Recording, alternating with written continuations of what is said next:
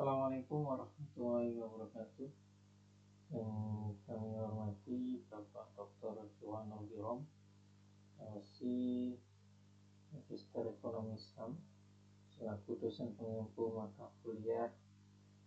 Kemudian teman-teman sekalian yang saya banggakan, kesempatan kali ini berikan waktu pada kami, saya dan Dinova Desa dengan nomor NIM 246010013 izin untuk mempresentasikan materi mengenai ayat dan hadis tentang produksi dan konsumsi yang merupakan bagian penting yang harus kita pahami di ekonomi Islam.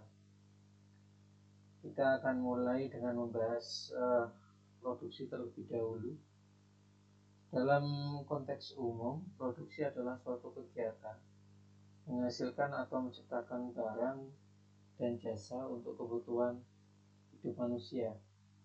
Konsep ini tidak jauh berbeda dalam Islam, namun ada landasan syariah yang memberikan batasan dan arah bagi kegiatan produksi agar sesuai dengan nilai-nilai Islam yang kita yakini.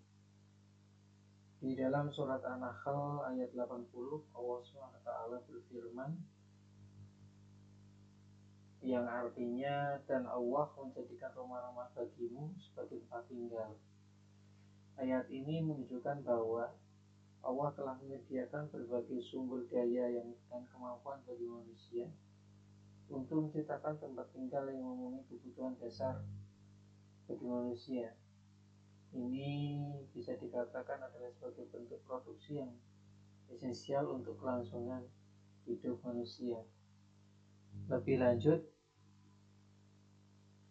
di ayat yang sama Allah berfirman bahwa dan Dia menjadikan bagimu rumah-rumah kemah-kemah dari kulit hewan ternak yang kamu merasa ringan membawanya pada waktu kamu bepergian dan pada waktu kamu bermukim. Di ayat ini menegaskan kembali bahwa hanya Allah memberikan kemampuan kepada manusia yang diberikan akal untuk mengolah sumber daya alam seperti kulit hewan menjadi sesuatu yang bermanfaat dan mudah dibawa, dan ini menunjukkan aspek mobilitas dan kepraktisan dalam produksi. Di ayat 80 tersebut juga menyebutkan dan dijadikannya dari bulu domba, bulu unta dan bulu kambing, alat-alat rumah tangga dan kesenangan sampai waktu tertentu. Kalimat ini menyoroti keragaman bahan baku yang dapat diolah oleh manusia, seperti bulu hewan menjadi berbagai produk rumah tangga dan barang-barang yang memberikan kenyamanan. Yang semua ini menunjukkan pentingnya diversifikasi produksi dan pemanfaatan segala karunia Allah bagi manusia. Dari ayat Al-Quran ini kita beralih ke hadis. Kita di sini kita tampilkan hadis mengenai produksi. Kita ambil dari hadis riwayat Al-Bukhari nomor 2172 yang di sana menjelaskan bahwa pada masa lalu orang-orang mempraktikkan pemanfaatan tanah ladang dengan upah sepertiga, seperempat atau setengah dari hasilnya. Ini menunjukkan bahwa adanya praktek bagi hasil dalam produksi pertanian yang merupakan bentuk kerjasama ekonomi yang diakui ketika itu dan hingga sekarang pun masih diakui seperti itu.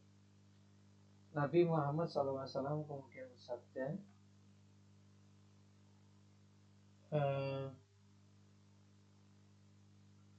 siapa yang memiliki tanah ladang hendaklah dia garap untuk bercocok tanam atau dia hibahkan. Sabda kalimat ini menunjukkan bahwa agar tanah yang tidak digarap oleh manusia itu tidak dibiarkan begitu saja, tidak menjadi lahan non produktif, dan pesan ini mendorong manusia untuk lebih produktivitas dan pemanfaatan sumber daya secara optimal untuk kepentingan bersama baik manusia maupun makhluk hidup yang ada di dalamnya. Lanjutan dari hadis yang sama juga menegaskan jika dia tidak lakukan maka hendaklah dia biarkan tanahnya. Ini menunjukkan bahwa jika seseorang tidak mampu menggarap tanah sendiri atau mengibahkannya, lebih baik tanah itu tidak disalahgunakan atau menjadi sumber perselisihan bagi sesama manusia. Pesan ini menekankan pentingnya tanggung jawab dalam memanfaatkan aset produktif. Dalam riwayat yang lain dari Abu Hurairah, Rasulullah SAW bersabda, siapa yang memiliki tanah ladang, hendaklah dia garap untuk bercocok tanam dan dia berikan kepada saudaranya untuk digarap. Hadis ini memperkuat anjuran untuk memanfaatkan tanah secara produktif, baik oleh pemilik sendiri maupun melalui pembelian kepada orang lain yang membutuhkan dan mampu mengelolanya dengan baik. Ini adalah bukti solidaritas dan optimisasi ekonomi di dalam Islam. Setelah membahas produksi, mari kita telaah aspek konsumsi. Konsumsi secara umum dapat diartikan sebagai membelanjakan atau menghabiskan benda, barang atau uang untuk memperoleh manfaat dari benda tersebut. Di dalam Islam, konsumsi juga diatur agar tidak berlebihan dan sesuai dengan syariah yang ada. Di dalam Al-Quran, tepatnya di Quran An-Nisa ayat 29, di sana Allah berfirman, hai orang-orang yang beriman, janganlah kamu saling memakan harta sesamamu dengan jalan yang batil, kecuali dengan jalan perniagaan yang berlaku dengan sama suka di antara kamu. Bila kita telusuri di ayat ini secara tegas, Allah melarang segala bentuk konsumsi yang diperoleh melalui jalan yang tidak halal, seperti mencuri, menipu, maupun kegiatan riba. Konsumsi harusnya didasari oleh transaksi yang sah dan saling timbul rasa kerelaan. Lanjut di Quran surat An-Nisa ayat 29 ini juga dinyatakan bahwa dan janganlah kamu membunuh dirimu, sesungguhnya Allah Maha Penyayang kepadamu. Bagian ayat ini memiliki implikasi terhadap konsumsi yang berlebihan atau membahayakan diri sendiri, seperti mengkonsumsi sesuatu yang haram atau berlebihan hingga merusak kesehatan. Islam menganjurkan moderasi dalam segala hal, termasuk dalam hal konsumsi. Selain dalam Al-Quran juga tersebut di salah satu hadis. Di sini kami contohkan di hadis riwayat Ahmad nomor 16556, memberikan pedoman yang sangat jelas mengenai moderasi dalam hal konsumsi makanan. Rasulullah SAW bersabda, tidaklah anak Adam mengisi tempat yang lebih buruk dari perut. Ini adalah peringatan akan bahaya makan berlebihan dan pentingnya menjaga kesehatan dengan mengendalikan hawa nafsu. Di dalam hadis ini pun berlanjut kepada kalimat, cukuplah bagi anak Adam memakan beberapa suap yang dapat menegakkan pola rusuknya. Ini mengajarkan kepada kita prinsip hidup sederhana dan tidak berlebihan dalam makan seperti itu. Fokusnya adalah pada asupan yang cukup untuk menjaga kekuatan fisik agar dapat beribadah dan beraktivitas dengan baik, bukan untuk memenuhi keinginan semata. Dan pada puncaknya, hadis tersebut memberikan panduan porsi yang ideal.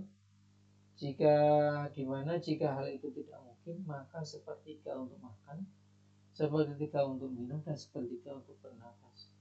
Ini adalah pedoman emas dalam konsumsi makanan dan minuman yang dikenal sebagai taglobut ta'alat. Prinsip ini tidak hanya relevan untuk kesehatan fisik, namun juga mengajarkan disiplin diri dan kesadaran akan batas yang bisa diterima oleh manusia. Demikian presentasi mengenai ayat dan hadis terkait produksi dan konsumsi. Di akhir ini dapat kami simpulkan bahwa Islam memberikan panduan komprehensif bagi manusia dalam melakukan kegiatan ekonomi, mulai dari bagaimana seharusnya berproduksi secara optimal dan bertanggung jawab, hingga bagaimana mengkonsumsi secara moderat dan halal.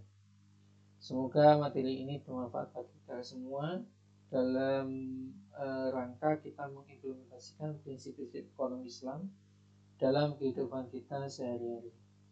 Sekian dari kami. Bila ada yang tidak berkenan, kami mohon maaf yang sebesar-besarnya. Assalamualaikum warahmatullahi wabarakatuh.